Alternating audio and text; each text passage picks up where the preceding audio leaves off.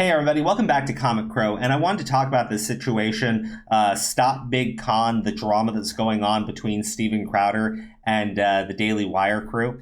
And I want to be as clear as I can at the start of this video. I 100% feel Steven Crowder is in the wrong. I feel a lot of this is a massive setup. I think he's a very savvy businessman, and I think that he's just going about things in a very underhanded manner. I will explain why. We'll go through some of the reactions from the Daily Wire people, as well as some of the reactions from the super ardent Steven Crowder supporter, which, I mean, really, it's just quartering, to be honest. But anyways, before we dig into the whole timeline of events, one thing I've kind of noticed is the I don't know what you want to call it, cognitive dissonance or whatever, or just, plain shoving your head up your own rear. One of the things that I noticed in Steven Crowder's second response to the Daily Wire crew, he implied that this was nothing to do with the money, although I will say right now, it seems that is 100% what this is about. He made the claim that this is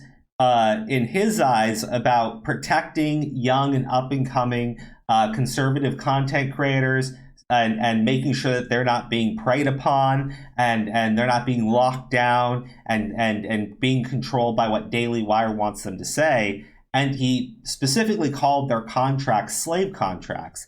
Now, I saw people going, hey, look at Candace Owens. She's going nuclear. Look at her going off. What an idiot. And I was going, I don't know, maybe it's because you told a black woman that she lacks agency and that she's being censored by her employers and that you can't trust what's coming out of her mouth. And also she signed a slave contract. I don't know. Maybe that kind of pissed her off. That's one. But the second one is Brett Cooper. Now, Brett Cooper would probably be the thing that you could present to people and say, hey, this is a young 21-year-old content creator who signed up for to be with Daily Wire, and look at how she has exploded. I mean, she has her own brand now because of signing up with Daily Wire.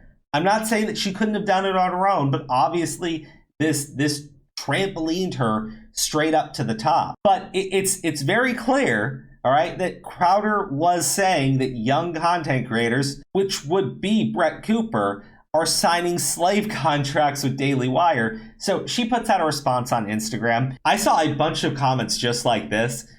You lost a great opportunity to lay low, but I guess a wage slave's job is never done. This is the thing. I saw everybody coming out from Daily Wire and coming out very heavily against what Crowder is saying. And the thing is, Crowder's kind of already set the narrative up that they're forced to do this.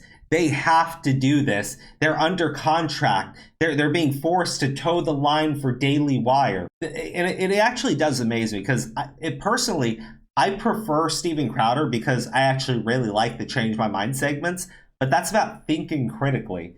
And if I'm thinking critically here, I mean, look, Occam's razor is traditionally how this shit works, right? The simplest solution. If I'm supposed to believe that this timeline is accurate, and it does seem to be accurate, although Steven Crowder is going to go onto Timcast on Monday, and maybe he's going to say that this is all bullshit, right? But according to this timeline here, prior to October 5th, Steven's agent requests we send an offer. October 5th, we submit a non-binding term sheet. November 2nd, Steven tells Jeremy he wants $30 million per year and us to send him a new offer, refusing to redline the term sheet. November 14th, we told Steven we couldn't do that. December 12th, Steven apparently registers StopBigCon.com knowing he's leaving the Blaze and that we haven't provided him an offer to his liking.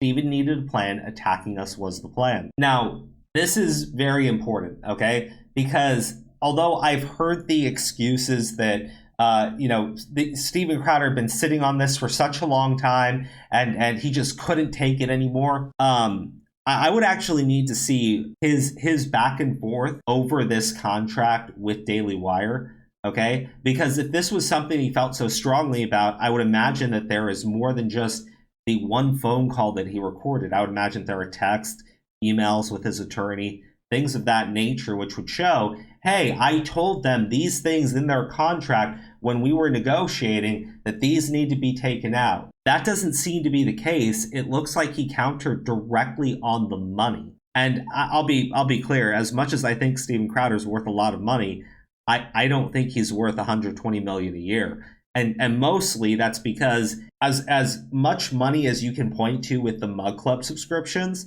how many of those customers of his are also already signed up for subscription with Daily Wire? I'm not going to say it's 100% crossover, but I would imagine that they heavily share an audience already.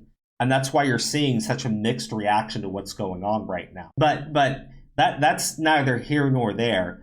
If on December 12th he's already registered the domain StopBigCon, it's pretty clear he's planning on going after Daily Wire on December 12th. So then when he says he's leaving the Blaze, which is 3 days later, on January 7th, he texts Jeremy, and on January 9th, Steven calls him and secretly tapes him. If on December 12th, he already registered the domain name, that means that when he called Jeremy and started secretly recording him, he knew at that moment he was going to release that call to the public. If he knows he's going to release that call to the public, and then he says, look, I'm telling him all the issues I have with this contract. Look at this phone call. Bullshit. It's absolute bullshit. Okay. The other thing is Crowder opens up the video with a sound clip of Jeremy Boring saying, well, they come work for us, they'll be wage slaves for a little bit, and then in a few years they'll leave here and they'll have grown their own brand. Crowder replays the clip and he's got a smirk on his face, and I'm watching it and I'm going, wow, this is... They don't get deals that... They can be wage slaves for a little bit, come over and make a salary and grow their brand. I've got Crowder smirking as he's playing this soundbite, all right? And the soundbite says, they can come work for us for a little bit, be wage slaves for a little bit, and then leave in a few years after they've grown their own brand. I think the gotcha, I think the hollering from the Crowder fan base here is that, look, he's literally calling the employees slaves, just like Crowder was saying. Dude, wage slave is a common fucking term, okay? It's a pretty common fucking term. It means you're dependent on your wage, all right? You're dependent on your salary, all right? And that is what he is saying. They are going to be dependent on that salary from Daily Wire, and then in a few years, they'll have grown their own brand and can go off and do their own thing. That doesn't sound like he is attempting to keep them under a slave contract and keep everything that they have built, right? That actually said... I mean, look, it's ridiculous on the face of it, but more to the point, when he opens up this video and he is smirking as he plays this clip of a phone call of his friend that he secretly recorded, all right? I have to listen to this whole situation. I'm having to take Crowder at his word, okay? I have to take him at his word that he isn't actually interested in the money. This isn't about the money. This is about a principled stance. And at the exact same time, he has the integrity of a fucking mutt. Dude, you don't record your friends, all right? You don't record phone calls with your friends. Man, I don't care for what reason. If I found out that people in my friend group were recording our conversations on Discord, man, I tell them to go fuck off. I'd be done with them, all right? The fact that he not only was recording these calls, okay, but at the exact same time, he had already registered a domain name for the purpose of attacking, pretty specifically, Daily Wire.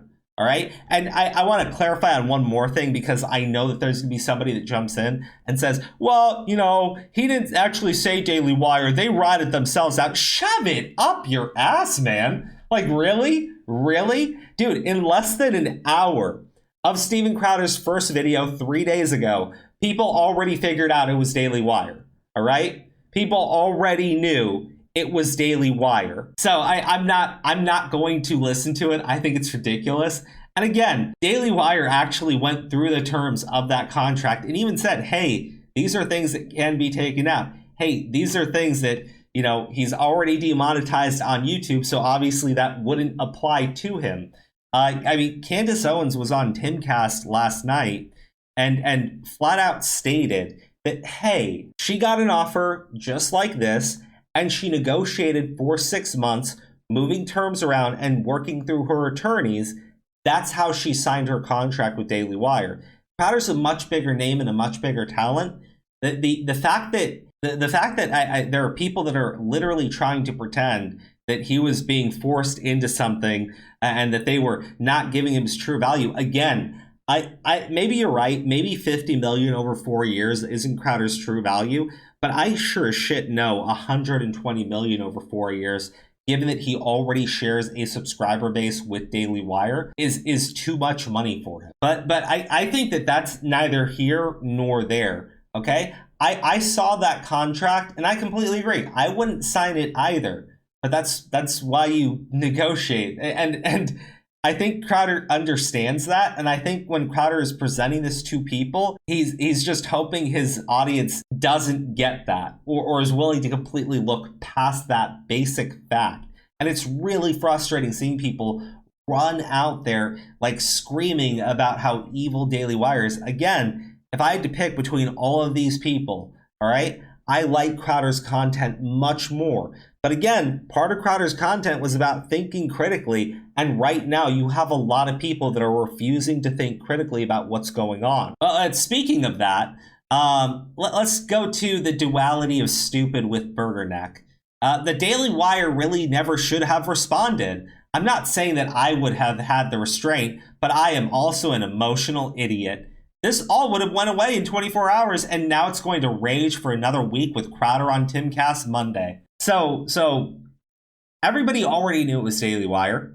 In fact, I think, Cording is talking about how they're losing a massive amount of subscribers. That's his guess. And now they're unleashing all the barrels to take out Steven Crowder. I'm going like, okay, so you kind of answered your own question here, right? Why would they not respond? Or why would they have to respond, He already understands it. It's because Crowder called them out. People knew it was Daily Wire.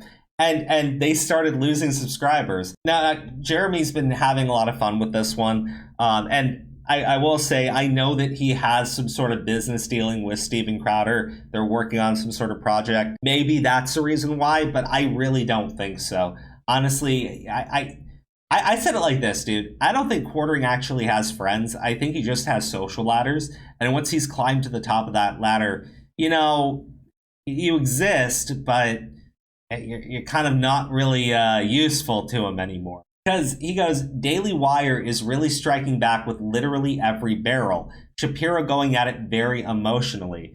And I was like, why wouldn't he? All right, this is not a social ladder that Crowder and Shapiro were sharing with each other. All right, they were close friends. Shapiro was the first guy to help him out with a contract for his first job in media, right? And this goes back over a decade. So yes, if my friend for over a decade took a knife and shoved it in my back while creating a competing business enterprise for me, yeah, 100%. I would be pissed. I'd be very emotional. That's a very human reaction to have when your friend stabs you in the back. But again, because Quartering doesn't have friends, he has social ladders, he can't seem to understand why this would piss somebody off.